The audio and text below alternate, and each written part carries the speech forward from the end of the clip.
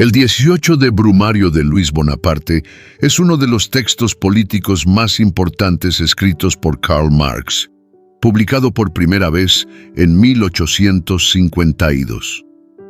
Esta obra representa una síntesis compleja de teoría política, análisis histórico y crítica materialista, y su objetivo principal es explicar las causas y dinámicas del golpe de Estado perpetrado por Luis Bonaparte, sobrino de Napoleón Bonaparte, el 2 de diciembre de 1851 en Francia. Para ello, Marx utiliza herramientas del materialismo histórico y una aguda mirada crítica sobre las clases sociales, sus intereses y su representación política, con el fin de desentrañar por qué fue posible que un personaje aparentemente mediocre, como Luis Bonaparte, lograra consolidar una dictadura bajo una fachada democrática. Este escrito, concebido durante el exilio de Marx en Londres, tuvo un profundo impacto en el desarrollo posterior del pensamiento marxista, no solo por su análisis concreto de un episodio político particular, sino también porque establece una metodología clara para entender los movimientos sociales, la lucha de clases y el papel de las ideologías en los acontecimientos históricos. La obra se titula El 18 de Brumario, como referencia directa al calendario republicano francés utilizado tras la Revolución Francesa, en el cual el 18 de Brumario del año octavo, desde el 9 de noviembre de 1799, marcó el golpe de Estado de Napoleón Bonaparte. Marx usa esta alusión para subrayar la analogía histórica entre el ascenso de Napoleón y el de su sobrino, aunque su análisis está marcado más por la ironía que por la reverencia. La historia ocurre dos veces, la primera como tragedia, la segunda como farsa. Escribe Marx en una de las frases más célebres del texto, aludiendo al carácter grotesco del Segundo Imperio en comparación con el primer Bonaparte. Desde esta óptica, aborda el ascenso de Luis Bonaparte como un fenómeno político que no puede entenderse a través de una narrativa puramente institucional o personalista, sino como resultado de contradicciones materiales en el seno de la sociedad francesa postrevolucionaria. En el momento en que Marx escribe el texto, Europa estaba sacudida por las consecuencias de las revoluciones de 1848, un ciclo de levantamientos populares en busca de derechos democráticos, sociales y económicos. En Francia, el derrocamiento de la monarquía de Luis Felipe I dio lugar a la Segunda República, una etapa breve y conflictiva en la que se enfrentaron múltiples fuerzas políticas, republicanos radicales, socialistas, monárquicos, bonapartistas y liberales burgueses. El conflicto de clases se intensificó tras la revolución y la burguesía, temerosa del avance de los trabajadores y de las ideas socialistas, favoreció soluciones autoritarias para contener el desorden. Fue en ese contexto que Luis Bonaparte, quien contaba con un apellido prestigioso y el apoyo de sectores del campesinado y la pequeña burguesía, logró imponerse primero como presidente de la República mediante elecciones y luego como emperador tras el golpe de Estado. Marx analiza esta transformación con base en su concepción materialista de la historia, según la cual las ideas, instituciones y formas de gobierno son reflejo de las relaciones económicas y de las luchas entre clases sociales. No se trata, entonces, de una historia impulsada por grandes hombres o decisiones individuales, sino por procesos estructurales que moldean las condiciones de posibilidad de los acontecimientos políticos. En este marco, el golpe de Bonaparte aparece como una consecuencia del agotamiento de la lucha entre la burguesía y el proletariado, pero también como resultado del papel contradictorio que jugaban las distintas fracciones de la clase dominante. La burguesía liberal, aunque defendía las libertades políticas, prefirió sacrificar la democracia antes que permitir que el proletariado tuviera un papel político protagónico. Por eso, terminó aceptando el autoritarismo bonapartista como un mal menor. Marx subraya aquí una tesis fundamental. En ciertas circunstancias históricas, las clases dominantes están dispuestas a renunciar a sus propios principios ideológicos con tal de preservar sus intereses materiales. Uno de los aportes más originales del texto es el análisis del papel del campesinado en el ascenso de Luis Bonaparte. Marx sostiene que este sector, mayoritario en la población francesa de la época, actuaba políticamente de forma atomizada, es decir, sin organización ni conciencia colectiva. A diferencia del proletariado urbano o de la burguesía, el campesinado no tenía mecanismos eficaces de representación y articulación política. Esto lo hacía vulnerable a discursos populistas y mesiánicos como el de Bonaparte, quien se presentaba como protector del orden, de la religión y de la propiedad. Marx describe a los campesinos como una clase que no puede representarse a sí misma y que por tanto debe ser representada, lo que explica cómo una figura como Luis Bonaparte pudo asumir el rol de portavoz de un grupo social que en realidad no controlaba. Esta reflexión permite a Marx introducir el concepto de cesarismo o bonapartismo, una forma de poder en la que un líder autoritario aparenta representar al pueblo, pero en realidad sirve para consolidar el dominio de la clase dominante en una etapa de crisis institucional. Otro elemento central del texto es la crítica al fetichismo político, es decir, a la tendencia a considerar las instituciones del Estado como entes autónomos por encima de las clases sociales. Marx desmonta esta ilusión mostrando que el Estado, lejos de ser neutral, actúa como instrumento de clase. Sin embargo, también señala que, en contextos de lucha interburguesa, el aparato estatal puede adquirir una autonomía relativa, y eso fue precisamente lo que ocurrió con el régimen bonapartista. Luis Bonaparte utilizó el aparato del Estado para reforzar su poder personal, apoyándose en el ejército, la burocracia y una ideología paternalista mientras mantenía una fachada de legalidad. Esta paradoja, el uso de formas democráticas para imponer un régimen autocrático, es para Marx una característica esencial del bonapartismo. La estructura argumental del libro se despliega en un recorrido cronológico por los acontecimientos políticos entre 1848 y 1851, pero siempre bajo una lógica de análisis que va más allá del relato fáctico. Marx examina las alianzas entre las clases, las traiciones, las ambigüedades de los partidos políticos y el uso de la ideología como herramienta de dominación.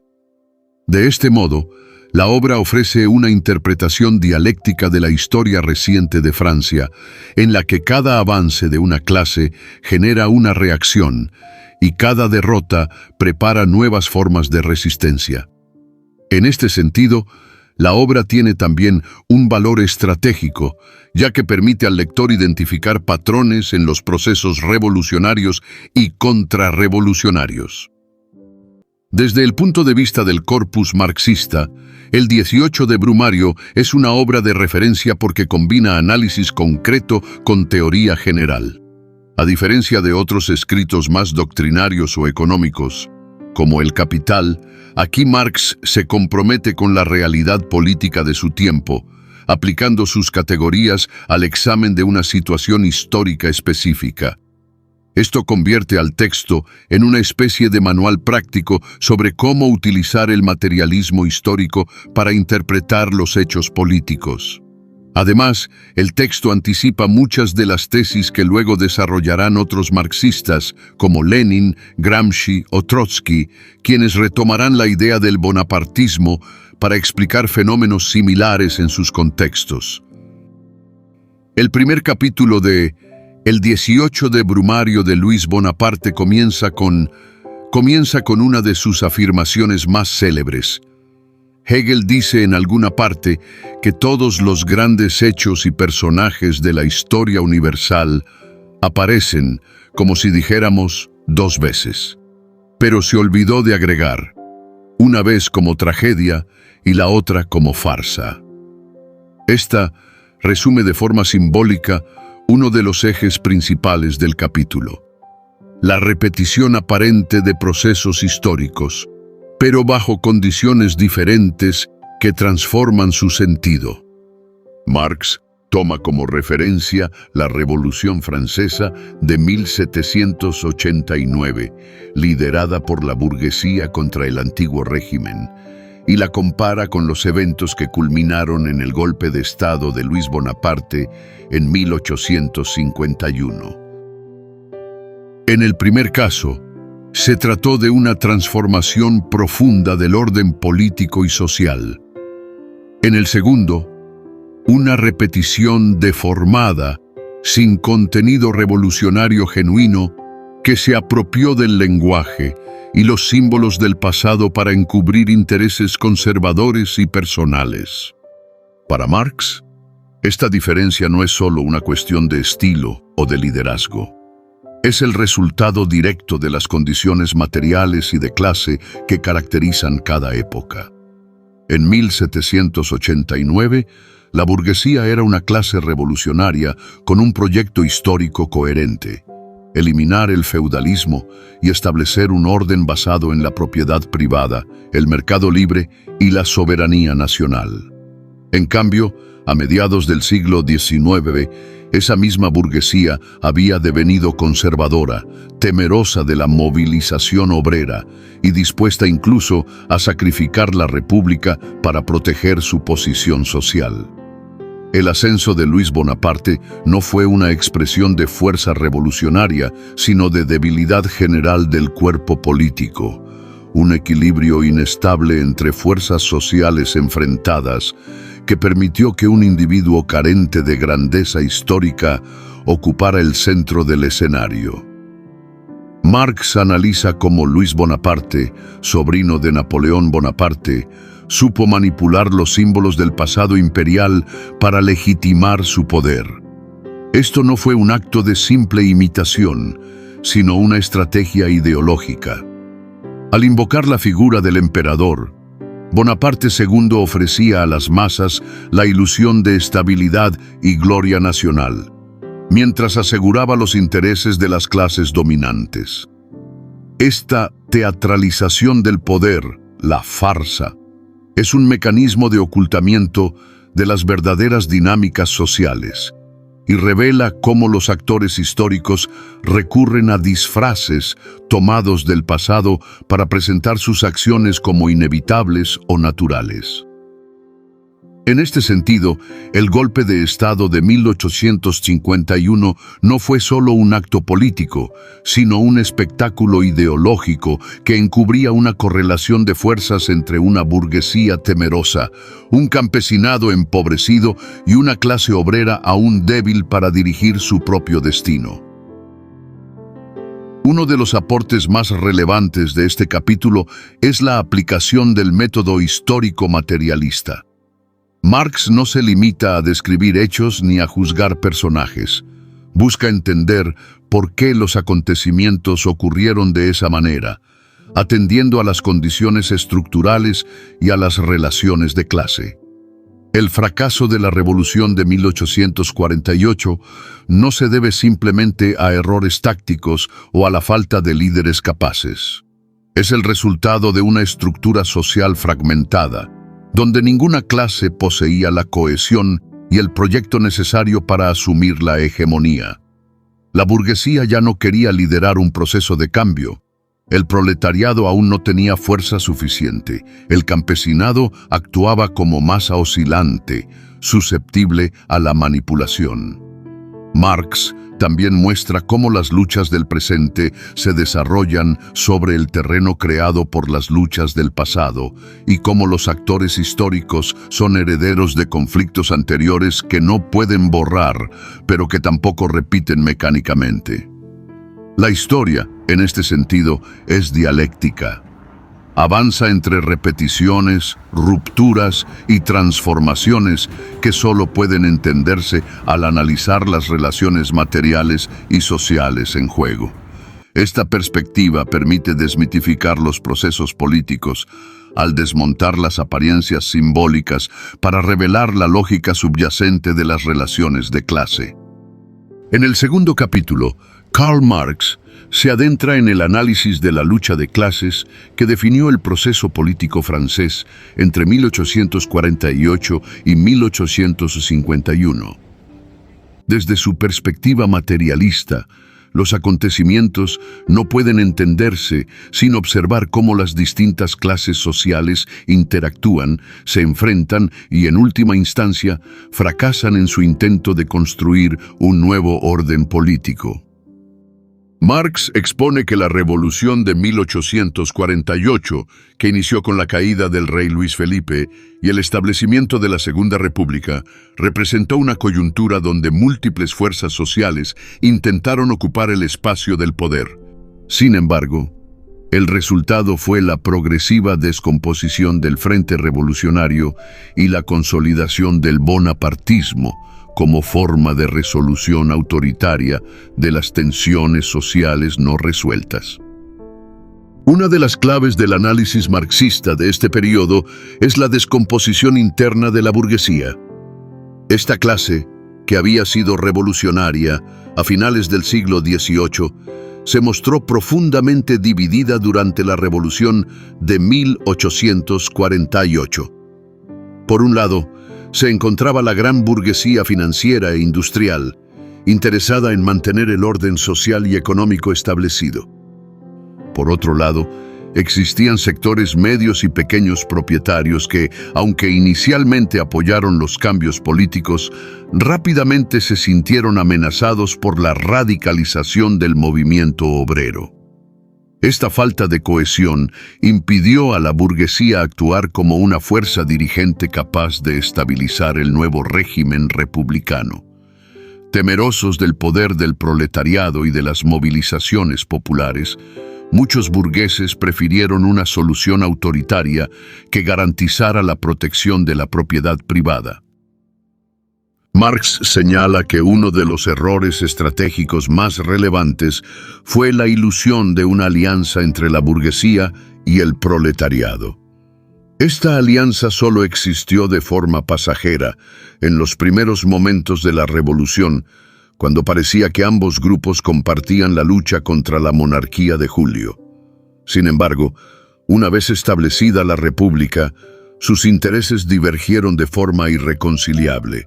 Mientras el proletariado aspiraba a reformas sociales profundas, condiciones laborales dignas y una distribución más justa de la riqueza, la burguesía buscaba estabilizar el mercado, reducir los disturbios y restaurar el control sobre las instituciones. Esta contradicción se hizo evidente durante las jornadas de junio de 1848, cuando el gobierno republicano, dominado por intereses burgueses, reprimió sangrientamente la insurrección obrera en París. Con ello, se rompió cualquier posibilidad de frente común y quedó al descubierto la verdadera naturaleza de clase de la República. Este episodio es fundamental para Marx porque revela la función histórica que cumple cada clase en contextos de crisis. La burguesía, que antes promovía el progreso, se convierte en una clase conservadora. El proletariado, aún débil en número y organización, muestra un proyecto alternativo, pero no logra articular una hegemonía. El campesinado, numeroso pero disperso, se convierte en una fuerza pasiva, susceptible de ser manipulada por figuras carismáticas como Luis Bonaparte. La pequeña burguesía, por su parte, oscila entre el miedo al desorden y la aspiración al ascenso social, sin lograr una política propia.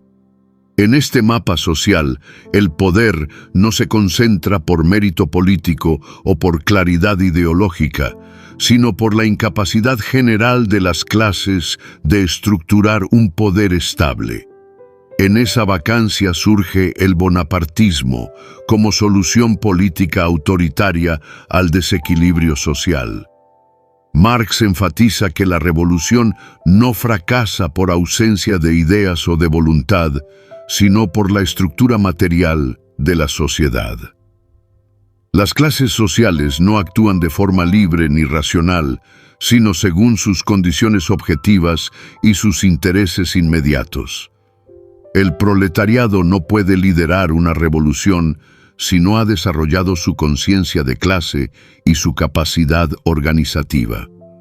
La burguesía no puede sostener una república democrática si eso implica ceder poder económico. En lugar de una armonía, la historia muestra una lucha constante entre clases que intentan, desde posiciones desiguales, imponer su visión del mundo.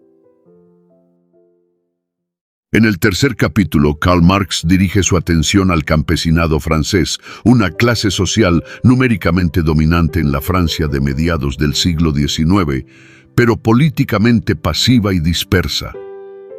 Este análisis representa una de las contribuciones más influyentes del texto al pensamiento marxista sobre las clases sociales, pues establece una diferencia fundamental entre el mero hecho de pertenecer a una clase y la existencia de una conciencia de clase. A lo largo del capítulo, desarrolla la idea de que el campesinado francés constituía una clase atomizada, es decir, compuesta por millones de pequeños propietarios rurales que vivían aislados unos de otros, sin vínculos sociales sólidos, sin formas de organización colectiva y sin un proyecto político común. Este aislamiento estructural impidió que se convirtieran en una fuerza consciente capaz de actuar en la arena política con autonomía.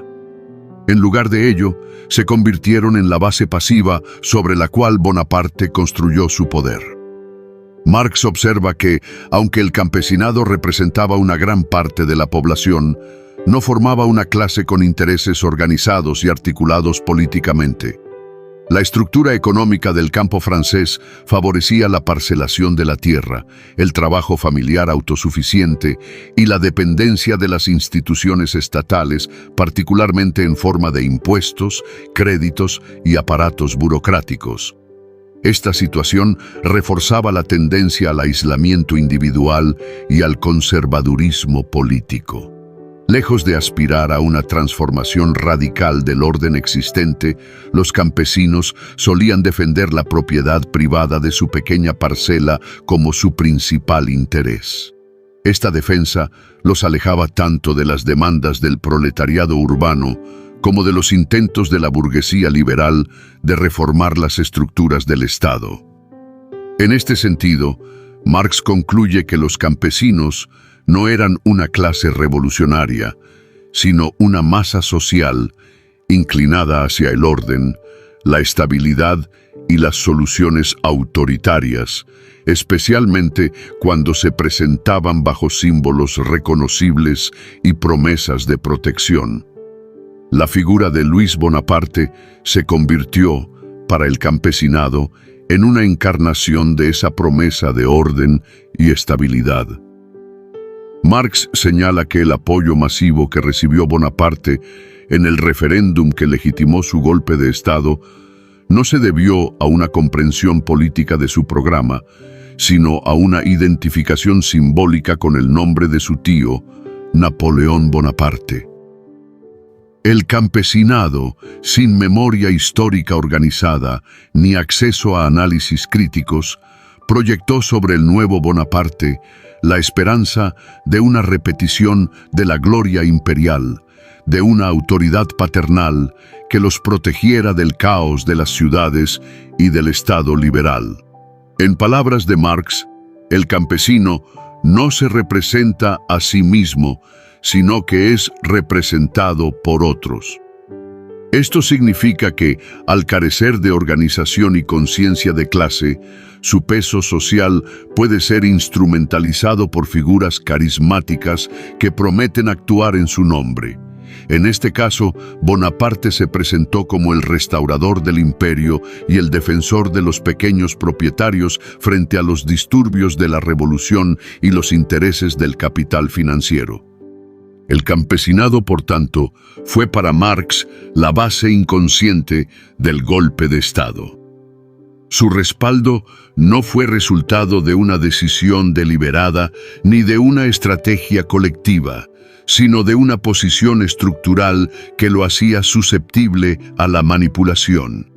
Esta pasividad fue crucial para el éxito del bonapartismo, ya que proporcionó una legitimidad numérica y una aceptación social a un régimen autoritario que, en realidad, servía a intereses distintos a los de los campesinos. En este análisis, Marx no culpa moralmente al campesinado por su papel en la historia, sino que muestra cómo las condiciones materiales de existencia determinan el grado de agencia política de una clase. En la medida en que los campesinos estaban divididos, dependientes y desorganizados, no podían intervenir conscientemente en el proceso político y terminaban siendo utilizados por otros sectores con proyectos de poder definidos. Este diagnóstico marxista del campesinado tiene una relevancia duradera para el análisis de las clases sin conciencia de clase. Marx plantea que una clase existe no solo por su posición en las relaciones de producción, sino por su capacidad para reconocerse a sí misma como sujeto colectivo con intereses comunes. La conciencia de clase implica organización, discurso, memoria histórica y acción política autónoma. En ausencia de estos elementos, incluso una clase numerosa puede actuar como una masa inerte, sin voluntad propia, fácilmente manipulable por fuerzas ajenas.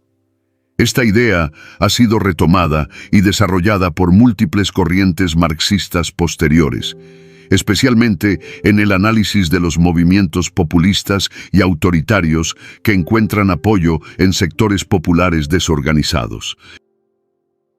En el capítulo 4, Karl Marx se detiene a examinar el fenómeno del bonapartismo desde una perspectiva histórico-materialista, centrándose particularmente en el papel del Estado en una coyuntura de crisis de hegemonía entre clases sociales. Esta parte de su análisis representa uno de los momentos más influyentes y polémicos del texto, ya que introduce una visión del Estado no como una simple extensión mecánica de una clase dominante concreta, como podría ser la burguesía, sino como una entidad que puede, en ciertos contextos históricos, adquirir una autonomía relativa y situarse por encima de las clases sociales en lucha. Sin embargo, esta aparente independencia es para él una ilusión. El Estado sigue siendo un producto de las relaciones sociales y un reflejo de las correlaciones de fuerza entre clases, incluso cuando actúa como si fuera un árbitro neutral. El surgimiento del Estado bonapartista en Francia no fue simplemente el resultado de la astucia política de Luis Bonaparte ni de una conspiración aislada, sino el desenlace lógico de un equilibrio inestable entre clases que no lograron consolidar su hegemonía. Ni la burguesía liberal, ni el proletariado, ni el campesinado, ni las fracciones de la pequeña burguesía urbana fueron capaces de asumir el control pleno del proceso político tras la Revolución de 1848. Esta situación de parálisis y fragmentación creó el terreno propicio para que una figura carismática, envuelta en los símbolos del pasado glorioso, como el legado de Napoleón Bonaparte, pudiera erigirse en mediador supuestamente por encima de los intereses de clase. De esta manera, Luis Bonaparte no aparece como representante directo de ninguna clase específica, sino como encarnación de un poder estatal que se autonomiza, que se eleva por encima del conflicto social y que gobierna a través de una combinación de demagogia popular, represión policial y control burocrático. Este Estado bonapartista, tal como lo describe Marx, no es revolucionario ni verdaderamente conservador, sino contradictorio y oportunista. Su función no es transformar radicalmente el orden existente, sino estabilizarlo en medio de la confusión, mediante la afirmación de un poder autoritario que se presenta como garante de la unidad nacional. En esta lógica, el Estado actúa como si fuese imparcial, como si velara por el interés general, cuando en realidad preserva las condiciones fundamentales del capitalismo y mantiene intactas las relaciones de dominación de clase.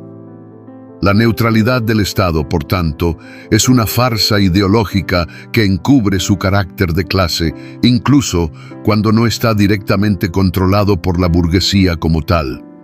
Marx explica que el bonapartismo permitió a la burguesía conservar su propiedad y su dominio económico, a cambio de ceder su poder político a un aparato estatal autónomo que contenía tanto al proletariado como a las demás fracciones disidentes. Este fenómeno lleva a Marx a formular una crítica profunda a la idea liberal del Estado como árbitro neutral entre intereses sociales.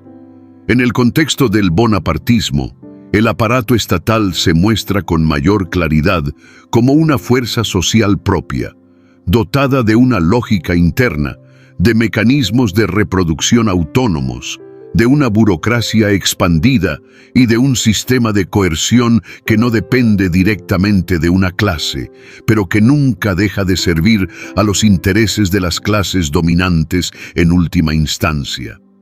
La independencia del Estado es así solo relativa. Cuando ninguna clase logra el predominio, el Estado puede maniobrar con mayor margen, pero siempre en el marco de las condiciones materiales impuestas por la estructura económica de la sociedad. Esta tesis será desarrollada posteriormente por diversos autores marxistas para analizar regímenes autoritarios, dictaduras militares o populismos de derecha e izquierda. El capítulo también contiene una reflexión implícita sobre el peligro que representa el fetichismo del Estado, es decir, la creencia en que éste puede actuar como una fuerza objetiva, técnica o moralmente superior a las pasiones e intereses particulares. Para Marx, esta concepción es ideológica y funcional al mantenimiento del statu quo. En el caso del bonapartismo, el Estado logró presentarse como restaurador del orden y defensor del pueblo frente a la anarquía parlamentaria y la amenaza comunista. Esta operación simbólica permitió a Luis Bonaparte obtener el respaldo de amplios sectores sociales, especialmente del campesinado, a pesar de que su régimen respondía a intereses que no eran verdaderamente populares. La concentración del poder en el Estado, su expansión burocrática y militar, y su pretensión de ser garante del bien común son, en realidad, manifestaciones de una situación donde la lucha de clases ha sido temporalmente neutralizada, no resuelta. Marx argumenta que la fuerza del Estado bonapartista reside precisamente en la debilidad relativa de las clases enfrentadas. No es el Estado quien impone el equilibrio, sino que es el equilibrio inestable de las clases lo que permite al Estado erigirse como poder independiente. En este sentido, el bonapartismo es un síntoma de crisis, no una solución. Representa el estancamiento de la lucha de clases, la imposibilidad momentánea de avanzar hacia una transformación social, y la consolidación de un poder coercitivo que actúa en nombre de todos, pero responde a las necesidades estructurales del capital.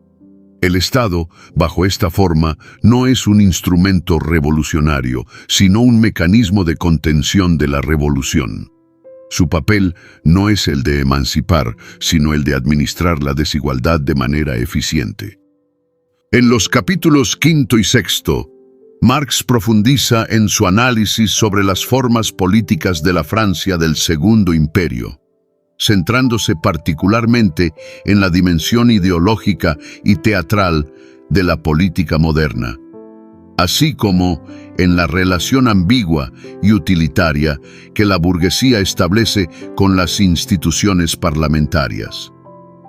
Para él, la política en una sociedad de clases no es solo el ámbito donde se resuelven los intereses colectivos, sino, con frecuencia, un escenario donde se representan farsas destinadas a ocultar las verdaderas relaciones de poder. En este marco, la figura de Luis Bonaparte no es tanto la de un estratega astuto como la de un símbolo vacío que condensa el carácter ilusorio de una democracia formal que no transforma las estructuras sociales de fondo. En el capítulo 5, critica la política como una esfera donde los títulos, los nombres y las apariencias pesan más que el contenido real de las relaciones sociales.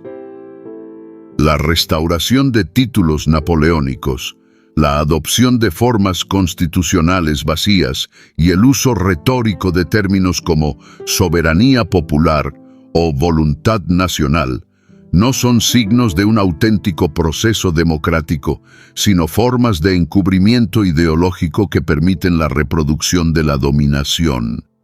Luis Bonaparte, sobrino del emperador, se presenta a sí mismo como heredero de una tradición gloriosa, pero su verdadero rol histórico es el de representar una caricatura del pasado, una parodia del poder cesarista que, en lugar de responder a las necesidades de una clase revolucionaria, se apoya en la confusión, el fetichismo político y el oportunismo.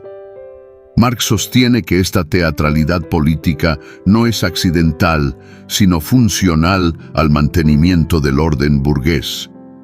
En una sociedad donde las relaciones económicas son desiguales y estructurales, la política tiende a convertirse en una fachada legitimadora. Se crean formas parlamentarias, se realizan elecciones, se proclaman constituciones, pero todo ello sin alterar el control de los medios de producción y de la riqueza por parte de la burguesía. En este contexto, la democracia formal aparece como una ilusión. Los ciudadanos votan, pero no gobiernan.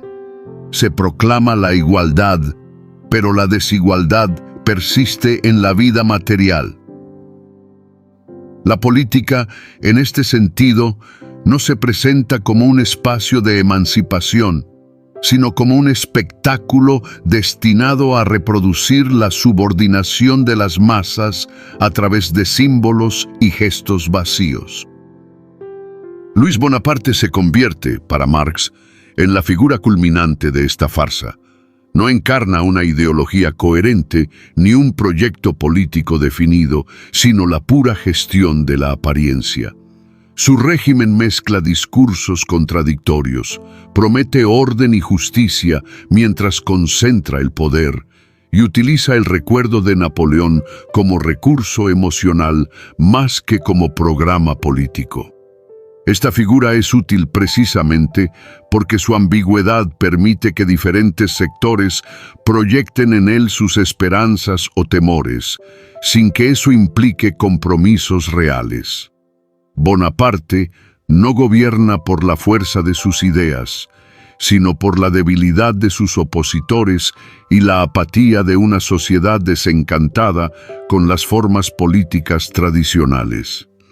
En el capítulo 6, Marx da un paso más y analiza cómo esta situación de descomposición política fue facilitada por la propia burguesía, que durante décadas había controlado el Estado a través del parlamentarismo, pero que, al sentir amenazada su hegemonía por la irrupción del proletariado y la movilización popular, renunció a sus propias formas institucionales.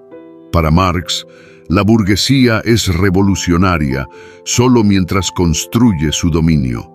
Una vez consolidado, se vuelve conservadora y en situaciones de crisis, no duda en sacrificar las instituciones parlamentarias que previamente había defendido. El Parlamento, que había sido presentado como el espacio por excelencia del poder democrático, se convierte en un obstáculo para la estabilidad burguesa cuando deja de garantizar el control del capital. Este comportamiento revela, según Marx, el carácter instrumental que la burguesía atribuye al Estado. No lo ve como un fin en sí mismo, sino como un medio para asegurar sus intereses.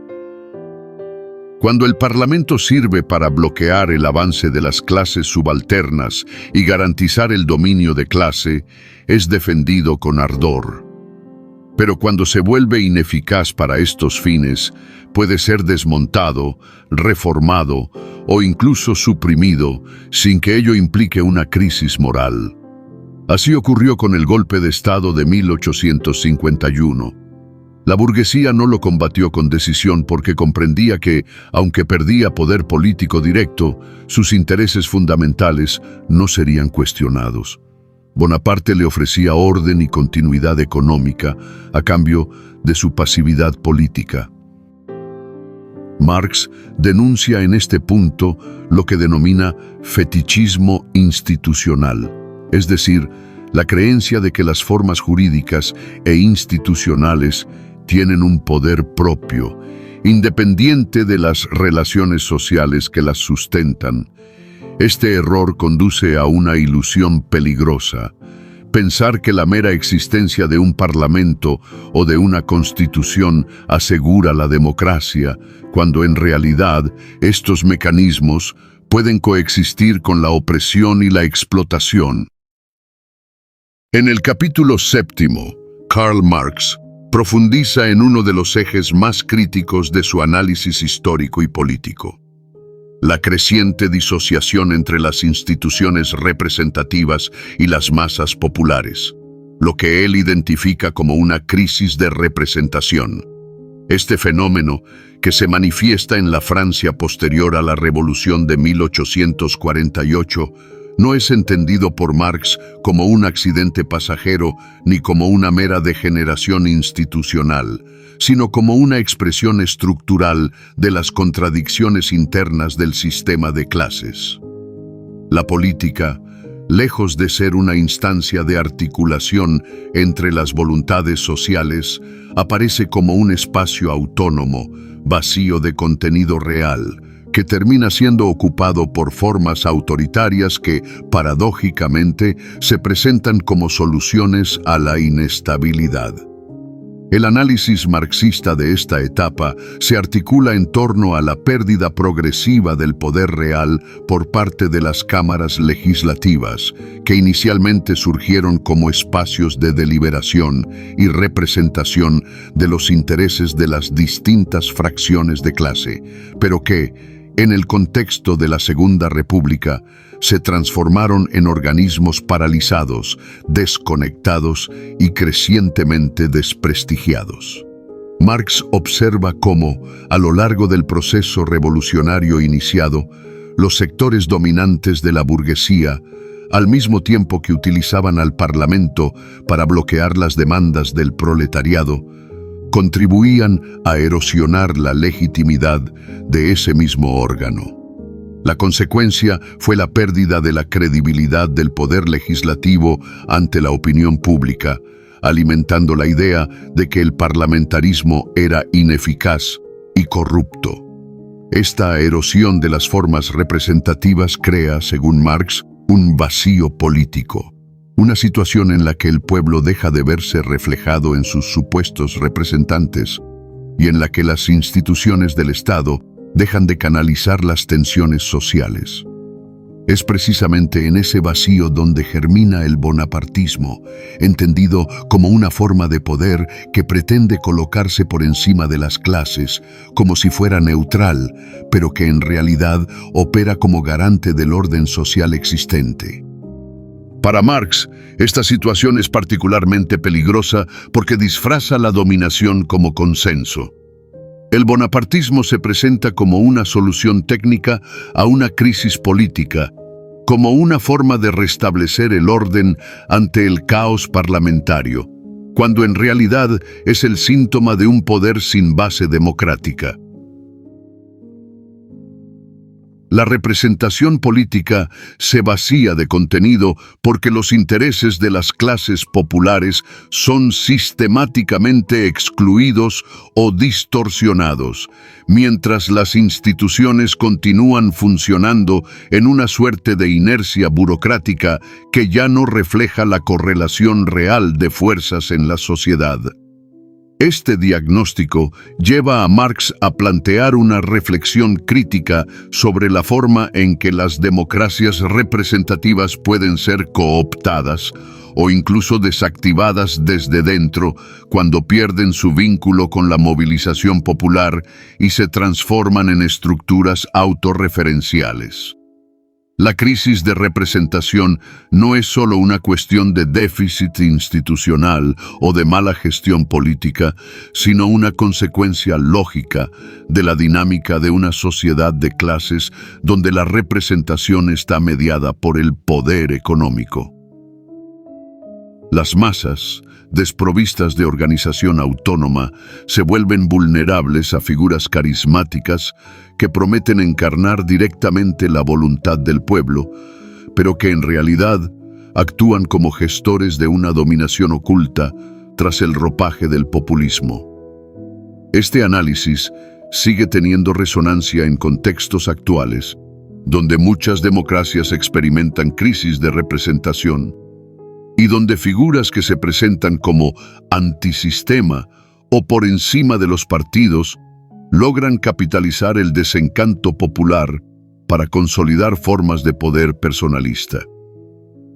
El diagnóstico marxista permite entender que estos fenómenos no son simples desviaciones del modelo democrático ideal, sino expresiones concretas de contradicciones sociales no resueltas, y que la recuperación de una representación auténtica pasa por la organización colectiva de los sectores subalternos y por la transformación de las estructuras económicas y políticas que sustentan la dominación.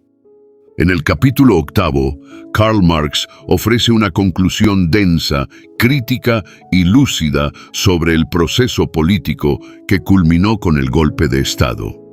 Lejos de considerarlo un accidente o una desviación del curso democrático, sostiene que dicho acontecimiento fue el desenlace lógico de una serie de contradicciones internas presentes en la sociedad francesa posterior a la Revolución de 1848.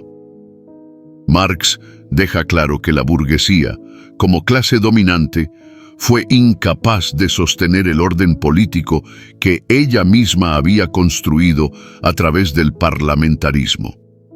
En el momento en que el proletariado comienza a exigir participación real y derechos sociales, la burguesía prefiere sacrificar las libertades políticas y aceptar una dictadura personal antes que permitir el avance de las masas obreras organizadas.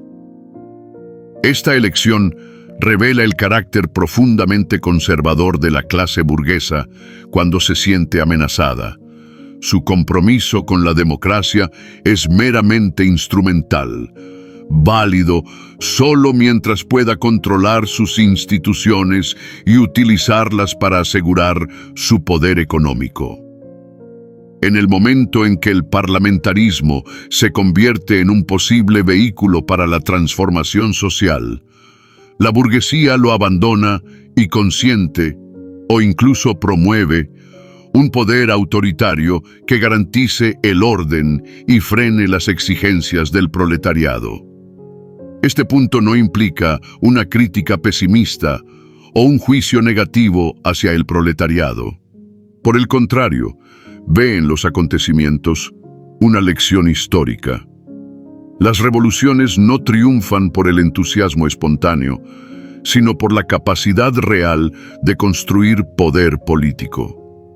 La experiencia de 1848 al 1851 enseña que sin una organización clara, sin un programa común y sin una estrategia a largo plazo, las clases subalternas pueden ser derrotadas incluso cuando el orden burgués atraviesa una crisis profunda. Por eso, las conclusiones del texto apuntan hacia la necesidad de superar el espontaneísmo y construir herramientas políticas que permitan al proletariado transformarse en clase dirigente.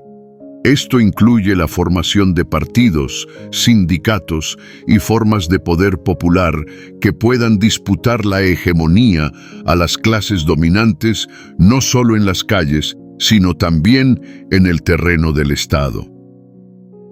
Otra lección que extrae Marx en su conclusión es que las revoluciones no pueden copiar fórmulas del pasado.